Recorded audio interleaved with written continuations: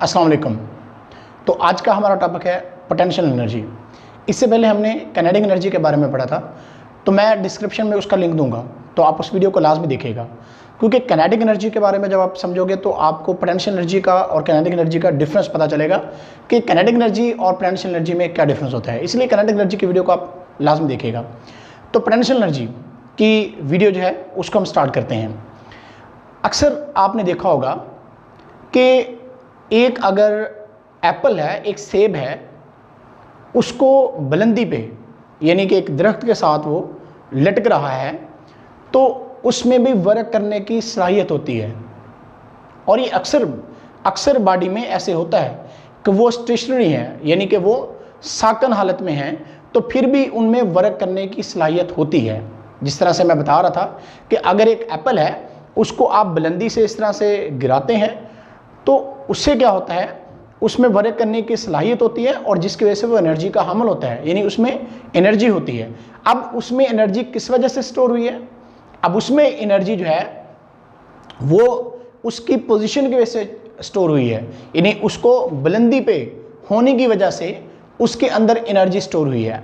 तो इसी को आज हम पढ़ रहे हैं, पोटेंशियल एनर्जी के जो पोजीशन की वजह से स्टोर एनर्जी होती है, इसी को हम पोटेंशियल एनर्जी का नाम देते हैं। Energy possessed by a body due to its position. किसी बॉडी में उसकी पोजीशन की वजह से जो एनर्जी स्टोर होती है, इसको हम किस चीज़ का नाम देते हैं? इसको हम पोटेंशियल एनर्जी जो है उसका नाम देते हैं कि ये पोटेंशियल एनर्जी है। फॉर एग्जांपल, अगर इस मैं पॉइंटर को उठा के बुलंदी पे लेके जा रहा हूँ, तो कितनी पोटेंशियल एनर्जी इसके अंदर स्टोर हुई है?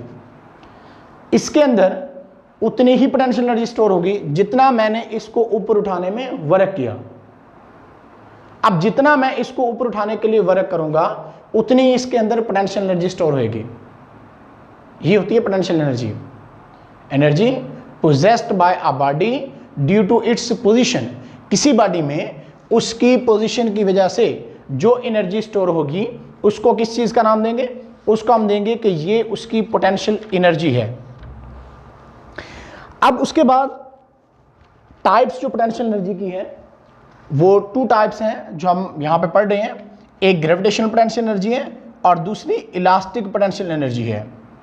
तो सबसे पहले हम ग्रेविटेशनल पोटेंशियल एनर्जी को देखते हैं। आपने देखा होगा कि जब पानी को बुलंदी से गिराया जाता है, यानी पानी को हम जब हाइट पे स्टोर कर लेते हैं, तो वो एनर्जी का हमल होता है, उसमें एनर्जी होती है। किस तरह से? आप पानी को जब बुलंदी से गिराते हो नीचे को, तो आप अगर एक उधर आप कोई टरबाइन लगा दो, आप कोई पंखा लगा दो, चरखा लगा दो, तो वो घूमने लगता है। अब उससे फिर आगे टरबाइनें और सारी चीज़ें जो है वो जनरेटर, बिजली बनती है, सारी चीज़ें चलती हैं। इसलिए बुलंदी पे स्टोर वाटर जो होगा, उसके अंदर कौन सी एनर्जी होती है? उसके अंदर ग्रेविटेशनल पोटेंशियल एनर्जी होती है। जब किस चीज़ को हम बुलंदी पे लेके जाते हैं, हाइट पे लेके जाते हैं, तो उसके अंदर जो एनर्जी स्टोर होती है उसका हम ग्रेविटेशनल पोटेंशियल एनर्जी का नाम देते हैं। अब potential energy possessed by hammer due to its height. अब हैमर में पोटेंशियल एनर्जी हाइट की वजह से किस तरह से ग्रेविटेशनल पोटेंशियल एनर्जी स्टोर होती है, इसको ज़रा हम आपको परफॉर्म करके भी दिखाते हैं कि किस तरह से हाइट की वजह से इसमें ग्रेविटेशनल पोटेंशियल एनर्जी जो है वो स्टोर हुई है। यहाँ पे मेरे पास एक हैमर है, ये हैमर है थोड़ा, जिसको हम कहते हैं, और ये एक वुडन है, मेरे पास एक पीस, वुडन पीस है, और ये एक मेरे पास है कील, जिसको मैंने लगाना है। अब देखिएगा, ज़रा ध्यान से गौर करिएगा। अब जब हैमर को मैंने इस तरह से हाइट पे उठाया, बुलंदी पे लेके गया, इस हैमर को जब इस तरह से मैंने बुलंदी पे लेके गया, तो इसके अंदर पोटेंशियल एनर्जी स्टोर हुई है। अब जब इसको इस तरह से मैं लेके आ रहा हूं, तो इसकी पोटेंशियल एनर्जी जा रही है काइनेटिक एनर्जी में, क्योंकि इसमें मोशन आ रही है, इसकी मूवमेंट हो रही है। तो अब इसकी पोटेंशियल एनर्जी किस में जाएगी? इसकी पोटेंशियल एनर्जी जो है वो काइनेटिक एनर्जी में कन्वर्ट होगी। जब इसको मैं इस तरह से करके लगा दूंगा, तो अब ये कील लग जाएगा इसके अंदर, तो अब इसकी एनर्जी किस में चली गई है? अब ये मैकेनिकल एनर्जी बन गई है। मैकेनिकल एनर्जी किस वजह से बन गई है? क्योंकि पोटेंशियल एनर्जी और काइनेटिक एनर्जी का सम ही मैकेनिकल एनर्जी होता है। पोटेंशियल एनर्जी और काइनेटिक एनर्जी, पहले जब इसको ऐसे हाइट पे किया था तो इसमें पोटेंशियल एनर्जी है, अब वो पोटेंशियल एनर्जी जो है वो काइनेटिक एनर्जी में कन्वर्ट हुई है, और जब इसको मैंने ऐसे करके इस पे ज़रबे लगा रहा हूं तो अब इसकी काइनेटिक एनर्जी किस में चली गई है, अब इसकी काइनेटिक एनर्जी मैकेनिकल एनर्जी में जो है वो कन्वर्ट हो गई है। तो अब मैंने बोला था, जैसे अभी परफॉर्म करके आपको दिखाया, potential energy possessed by hammer due to its height. अब इसकी हाइट की वजह से इसमें कौन सी एनर्जी है, पोटेंशियल एनर्जी स्टोर होगी इसको बुलंदी की वजह से।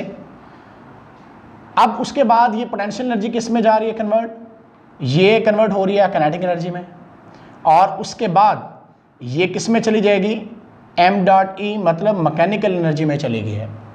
यानी इसके अंदर हाइट की वजह से पोटेंशियल एनर्जी स्टोर हुई है और उसके बाद ये काइनेटिक एनर्जी में कन्वर्ट हुई है, और फिर हमने इसको नाम दे दिया मैकेनिकल एनर्जी का। Free falling bodies have gravitational potential energy. आज़ादाना गिरते हुए सांप जो होती हैं उनमें क्या होता है, ग्रेविटेशनल पोटेंशियल एनर्जी की एग्जांपल है ये भी। यानी इसको मैं बुलंदी से गिरा रहा हूँ तो क्या होता है, बुलंदी से गिरा रहा हूँ तो जब इसको मैं ऐसे हाइट पे लेके जा रहा हूँ तो इसके अंदर एनर्जी स्टोर हुई है। कितनी एनर्जी स्टोर हुई है, जितना मैंने इसको ऊपर उठाने के लिए वर्क किया। जब मैं इसको छोड़ता हूँ तो ग्रेविटी इसको क्या करती है, नीचे की तरफ पुल करती है। तो ग्रेविटी के पुल करने की वजह से ही इसके अंदर जो एनर्जी स्टोर हुई है उसको हम किसका नाम दे रहे हैं, ग्रेविटेशनल पोटेंशियल एनर्जी का नाम दे रहे हैं। यानी हाइट की वजह से जो इसके अंदर एनर्जी स्टोर हुई है उसको हम ग्रेविटेशनल पोटेंशियल एनर्जी का नाम दे रहे हैं। और फ्री फॉलिंग बॉडी जो होती है, आज़ादाना गिरते हुए सांप जो होते हैं, उनके अंदर ग्रेविटेशनल पोटेंशियल एनर्जी ही स्टोर होती है। जैसे वीडियो के स्टार्ट में मैंने आपको बताया, अगर एक एप्पल ऊपर बुलंदी से गिरता है और आपके हेड से आकर टकराता है तो आपको चोट लगेगी। क्यों, वो था तो वो साकन हालत में था, यानी स्टेशनरी दरख्त के साथ लटक रहा था, लेकिन जब उसने हाइट पे था, बुलंदी पे था, तो जब उसको वहां से वो नीचे गिरेगा तो हाइट की वजह से उसके अंदर पोटेंशियल एनर्जी स्टोर हुई थी, तो वो आपके सर पे आके लगती है, जिसकी वजह से एनर्जी की वजह से आपको क्या होता है, दर्द फील होता है। अब इसकी हम पोटेंशियल एनर्जी जो है इसके हम डेरिवेशन करते हैं कि पोटेंशियल एनर्जी की जो फार्मूला है वो हम ड्राइव करके आपको बताते हैं कि फार्मूला इसके लिए क्या बनेगा। तो हम कंसीडर करते हैं कि एक बॉडी है, उसको हम बुलंदी पे लेके जाते हैं। Let a body of mass m be raised to a height h, यानी इस बॉडी को हम h हाइट पे लेके जाते हैं। जैसे हैमर को हमने h बुलंदी पे लेके गए हैं, h height, the body will acquire potential energy. तो मैंने आपको बोला था ये बॉडी क्या करेगी, पोटेंशियल एनर्जी गेन कर लेगी।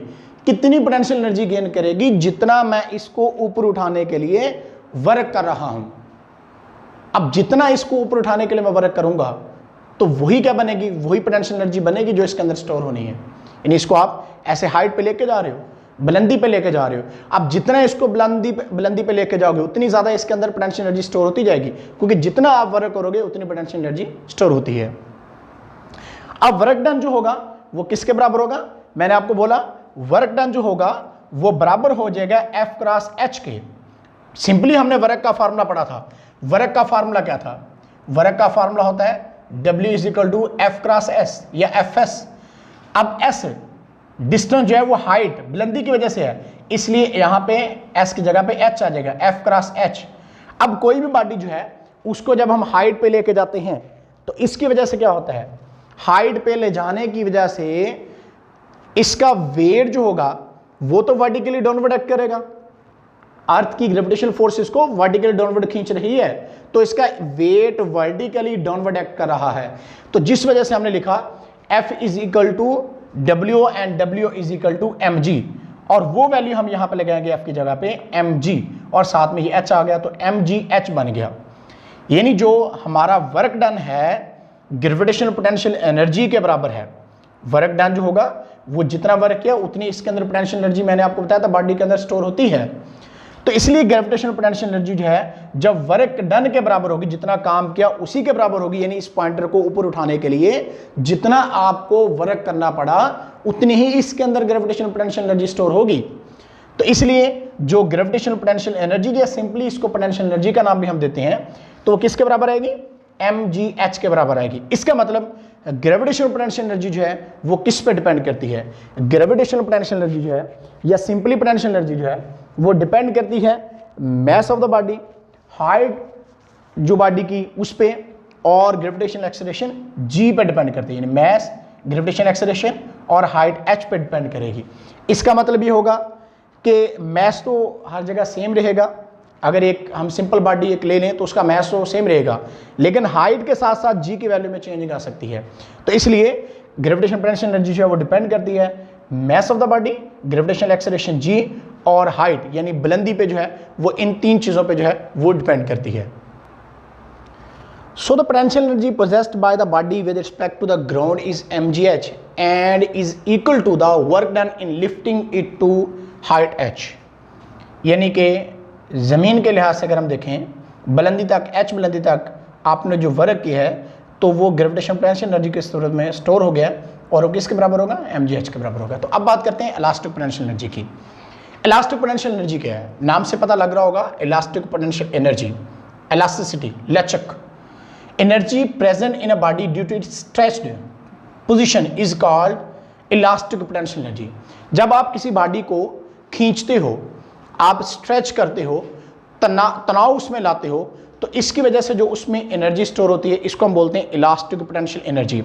जैसे ही मेरे पास एक ग्लेल है तो इसको जब हम ऐसे कर रहे हैं तो इसके अंदर इलास्टिक पोटेंशियल एनर्जी स्टोर हो रही है, और आप इसके अंदर कुछ चीज़ रख के ऐसे करके मारो तो वो जिसके भी लगेगी उसको चोट लगेगी।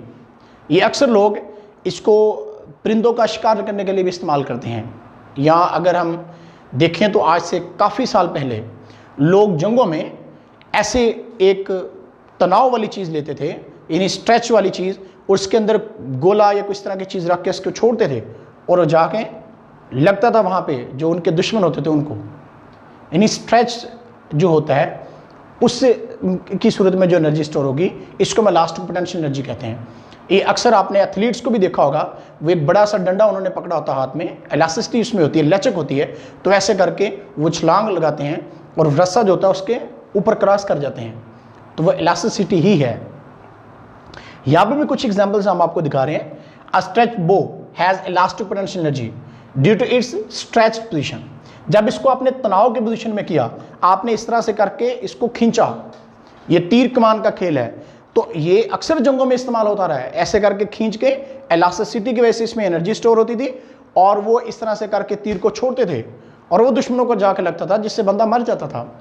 यानी इसको जंग में बहुत ज़्यादा इस्तेमाल किया गया है। तो ये stretch bow has elastic potential energy है। इस तरह से स्ट्रेच स्प्रिंग ऑफ वॉच है या टॉय जो होता है उसमें भी कौन सी एनर्जी स्टोर होती है, उसमें भी इलास्टिक पोटेंशियल एनर्जी स्टोर होती है। यानी इलास्टिक पोटेंशियल एनर्जी उसमें भी स्टोर होती है कि जब इस तरह से करके आप इसको खींचते हो तो इसके अंदर एनर्जी स्टोर होती है, तो इसीलिए ये वापस जा रहा है। आप देखें इसको ऐसे करके हम खींच रहे हैं और ये वापस जा रहा है, ऐसे खींचते ही वापस जाता है, तो इसमें तनाव की वजह से इलास्टिक पोटेंशियल एनर्जी स्टोर हो रही है इसमें। या इस तरह से करके आप देखें, इसको अगर मैं ऐसे लेके जाऊं, बुलंदी पे लेके जाऊं, तो इसकी वजह से भी इसमें पोटेंशियल एनर्जी स्टोर होती है। यानी पेंडुलम की एग्जांपल हम दे सकते हैं आपको कि एक पेंडुलम जो होता है, तो इस तरह से पेंडुलम की एग्जांपल हम आपको दे रहे हैं कि पेंडुलम को जब आप ऐसे लेके जाते हो, यानी स्टेशनरी है यहाँ पे, जब इसको आप मूव करवा के h हाइट पे लेके जा रहे हो तो इसके अंदर पोटेंशियल एनर्जी स्टोर हो गई है और इसी वजह से ये वर्क कर रहा है ऐसे करके, तो पोटेंशियल एनर्जी इसके अंदर स्टोर हो जाती है हाइट की वजह से। बहरहाल इलास्टिक पोटेंशियल एनर्जी क्या है कि इलास्टिसिटी की वजह से जो एनर्जी स्टोर होती है किसी स्प्रिंग में, उसको हम बोलते हैं कि इलास्टिक पोटेंशियल एनर्जी है। तो इलास्टिक पोटेंशियल एनर्जी जो है वो स्टोर होती है, जैसे ये स्प्रिंग है, इसको मैं ऐसे करके छोड़ता हूँ तो अभी इलास्टिसिटी ही है जो इसको वापस लेके आती है, ये इलास्टिसिटी की वजह से ये ऐसे कर रहा है। तो इलास्टिक पोटेंशियल एनर्जी जो है वो होती है कि किसी बॉडी में एनर्जी प्रेजेंट होगी due to it stretched position, खिंचाव वाली, तनाव वाली पोजीशन में जो उसके अंदर एनर्जी स्टोर होगी उसको बोलेंगे कि ये उसकी इलास्टिक पोटेंशियल एनर्जी है। तो इस तरह से हमने आज जो है पोटेंशियल एनर्जी के बारे में पढ़ा, फिर उसके बाद उसकी टाइप्स को देखा, gravitational potential energy, elastic potential energy, और एग्जाम्पल्स के थ्रू हमने इसको एक्सप्लेन भी करने की कोशिश की है। तो उम्मीद है आज का लेक्चर आपको समझ आया होगा। तो अब आपने काम क्या करना, आपने काइनेटिक एनर्जी की वीडियो को और पोटेंशियल एनर्जी की वीडियो को देखने के बाद आपने इनका कंपैरिजन करना है कि इलास्टिक पोटेंशियल एनर्जी या ग्रेविटेशनल पोटेंशियल एनर्जी जो है, जो कि पोटेंशियल एनर्जी की ही टाइप्स हैं, और काइनेटिक एनर्जी, इनमें क्या डिफरेंस है। कि काइनेटिक एनर्जी में वो काइनेटिक एनर्जी जो होती है वो होती है जो किसी बॉडी की मोशन की वजह से होती है, लेकिन जो पोटेंशियल एनर्जी होती है किसी बॉडी में उसकी पोजीशन की वजह से होती है। तो आपने इसको जो है वो अच्छी तरह से देखना है। और उसके बाद मैं ये आपको बता दूं, एनर्जी काइनेटिक एनर्जी है या पोटेंशियल एनर्जी है, तो इसका यूनिट क्या होगा, जॉल होगा। यानी इसको काइनेटिक एनर्जी को और पोटेंशियल एनर्जी को हम जॉल में ही मेजर क्या करेंगे, यानी इनके जब न्यूमेरिकल्स प्रॉब्लम हम करेंगे तो वहाँ पे हमने इस फार्मूले को इस्तेमाल करना है, potential energy is equal to mgh। तो आपने इसको अच्छी तरह से याद रखना है और इसका यूनिट हम जो न्यूमेरिकल में लगाया करेंगे आंसर का वो जॉल लगाएंगे। काइनेटिक एनर्जी का या पोटेंशियल एनर्जी जो है यानी एनर्जी का यूनिट क्या होगा, जॉल होगा। तो आज के लिए इतने, फिर मिलेंगे इंशाल्लाह, तब तक अल्लाह हाफिज़।